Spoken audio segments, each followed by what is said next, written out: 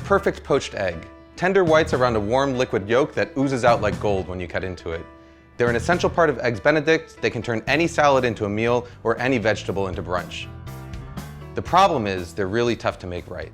So you've probably read all the tricks and know all the secrets. Add vinegar to your water. Add salt to your water. Don't add salt to your water. Stir a vortex into the water. Wrap your eggs in plastic wrap. And guess what? None of them really work. After years of testing, I've only come across one method that works every single time, and all it requires are two things. The first is a really fresh egg. Fresh eggs have tighter whites and yolks that help them retain their shape better as they cook. There are two ways to tell how fresh an egg is. The first is to check something called the Julian date. As long as it's packed in the US, every carton of eggs has a number between 000 and 365 on it, and that number corresponds to the day on which the egg was cleaned and packed. So a number of 000 would mean January 1st, 003 would mean January 4th, and so on. All you really need to know is that the higher the number, the fresher the egg. You can also tell how fresh an egg is by carefully putting it into a cup of water.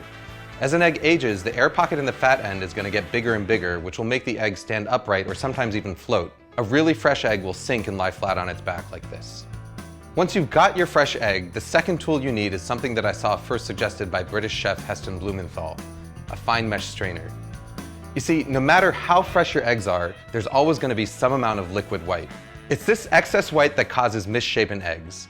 You know, those really ugly ones with the wispy white floaters that completely ruin your brunch. To get rid of them, we're going to transfer our eggs to a fine mesh strainer and gently swirl it around until all the excess white is drained away. What you're left with is a nice, tight egg.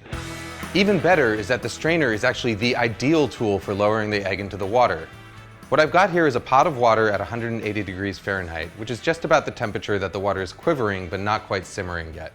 All I'm going to do is gently lower the strainer with the egg into the water, move it back and forth a little bit to make sure the egg isn't stuck, and then carefully roll the egg out. Just like a kid, it's these early formative stages of a poached egg's life that are going to determine how it turns out in the end. Using a round bottom strainer and this rolling motion is going to help ensure that you get a nice tight poached egg that's egg-shaped. If you want to cook multiple eggs, just make sure that you have them cracked into separate dishes and ready to go. Once they're in the water, your only job is to keep them moving around, flipping them from time to time with a slotted spoon so that they cook evenly. After about 3.5 to 4 minutes, this is what you've got. You can even cook them ahead of time and store them submerged in cold water in the fridge for up to a few days. To reheat them, just transfer them to a bowl of hot water for a few minutes just before serving. Food Lab signing out.